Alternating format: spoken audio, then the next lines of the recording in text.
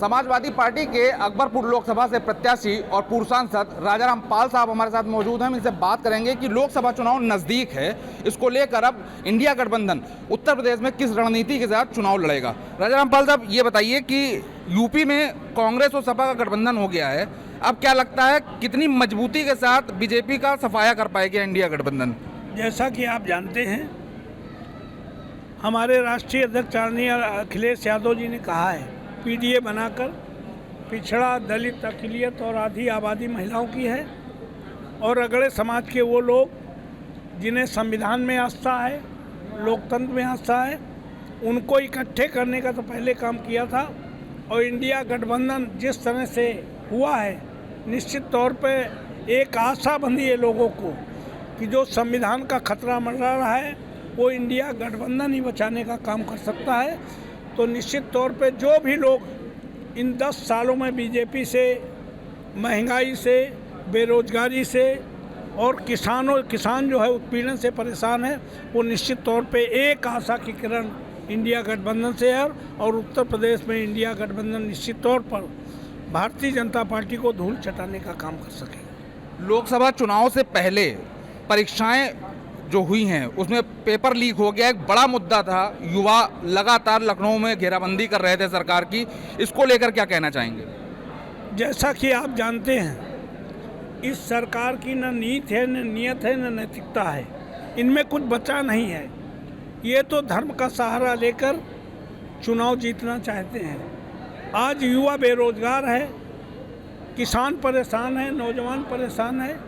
ये 10 साल में जितनी भी भर्तियां अब तक निकाली गई हैं, ये सब में पेपर लीक करने का काम किया है और ये भर्तियां निकाल करके अरबों रुपया आम जनता का उन नौजवानों से लेने का काम किया है। इन 10 सालों में करोड़ों नौजवान ओवरेज हो गया है और इन्होंने इसका पेपर जानबूझ के लीक कराने का काम किया है।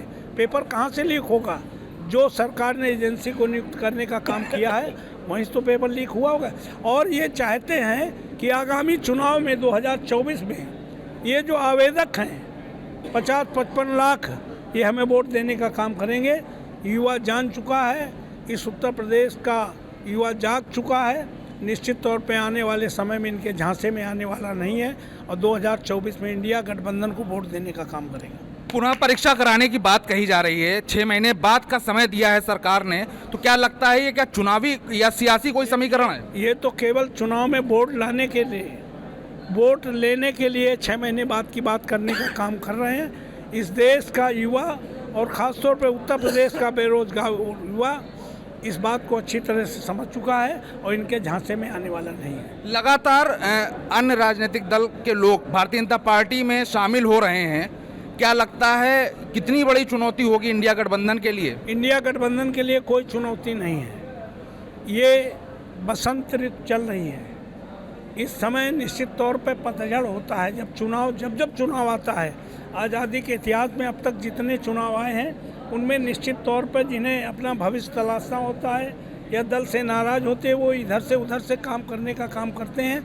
जो लोग अभी इंडिया गठबंधन से या समाजवादी पार्टी से उधर गए हैं, आप निश्चित जानिए सूचना जारी होने के बाद बहुत सारे भारतीय जनता पार्टी के नेता जो समाजवादी पार्टी के संपर्क में हैं वो भी ज्वाइन करने का काम करेंगे। तो ये देखिए, राजाराम पाल साहब हैं जिन्होंने एक बड़ा दावा कर दिया है कि आचार संहिता लगने के बाद भारतीय जनता पार्टी के तमाम दिग्गज नेता जो इंडिया गठबंधन के संपर्क में हैं, बहुत जल्द इंडिया गठबंधन में शामिल होकर भारतीय जनता पार्टी को एक बड़ा झटका देंगे।